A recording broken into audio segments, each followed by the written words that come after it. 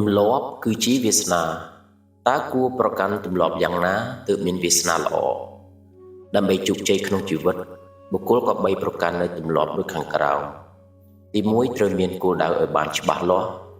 បុគ្គលជោគជ័យតែងរស់នៅជាមួយចក្ខុវិស័យនិងកំណត់គោលដៅជាក់លាក់ហើយដើម្បីឲ្យទៅដល់គោលដៅទាំងនោះពួកគេចេះបែងចែកគោលដៅឲ្យមកតូចៗហើយរៀបចំផែនការសកម្មភាពធ្វើវារហូតបានសម្រេចទី2មានភាពជាប់លាប់ឬមិនទម្លាប់ជិះសេះប្រឡែងដៃ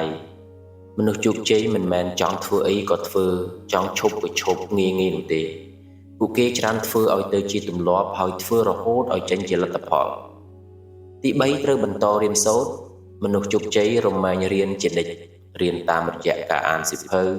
ចូលរួមសិក្ខាសាលាឬវគ្គបណ្ដុះបណ្ដាលផ្សេងៗដើម្បីស្វែងរកបទពិសោធន៍និងចំណេះជំនាញថ្មីៗមកអភិវឌ្ឍខ្លួនទី4មានភាពស្វាហាប់ប៉ុន្តែបុគ្គលជោគជ័យទោះបីប្រឈមនឹងការលំបាកឬឧបសគ្គយ៉ាងណាក៏ដោយក៏ពួកគេមិនងាយនឹងបោះបង់ឡើយពួកគេច្រើនក្រោកឈរឡើងវិញយ៉ាងលឿនរៀនពីបរាជ័យហើយបន្តដំណើរទៅមុខជានិច្ច5មានទំនាក់ទំនងល្អជាមួយមនុស្សពូកែបុគ្គលជោគជ័យច្រើនឲ្យតម្លៃលើការបង្កើតបណ្ដាញនិងទំនាក់ទំនងជាមួយអ្នកដែលមានគោលដៅនិងមានគំនិតសុទិដ្ឋិនិយមចេះស្វែងរកអ្នកប្រឹក្សាសេពគប់មនុស្សដែលអាចជួយជំរុញនិងចូលរួមប្រឡងប្រជែងដើម្បីលូតលាស់ទាំងអស់គ្នាទី6បុគ្គលជោគជ័យតែងហ៊ានប្រថុយនឹងហានិភ័យនិងចេះបង្កើតឱកាសសម្រាប់ខ្លួនឯងនិងអ្នកដទៃពលគឺចេះមើលស្ថានភាពឬមើលឱកាសតែហ៊ានថាគឺហ៊ានធ្វើ7គេមិនពឹងតែលើប្រភពប្រាក់ចំណូលតែមួយគត់ទេ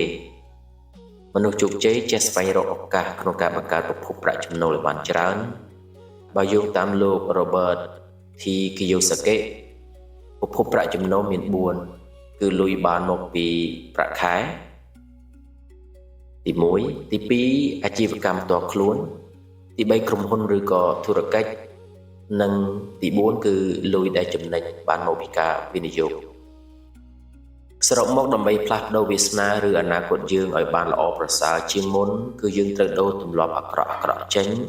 ហើយដាក់ជំនួសវិញដោយទម្លាប់ល្អគួររលឹកដល់សុភាសិតខ្មែរមួយឃ្លាដែលពោលមកថាទម្លាប់ល្អកើតសិរីទម្លាប់អប្រិយកើតក្តីអន្តរាយ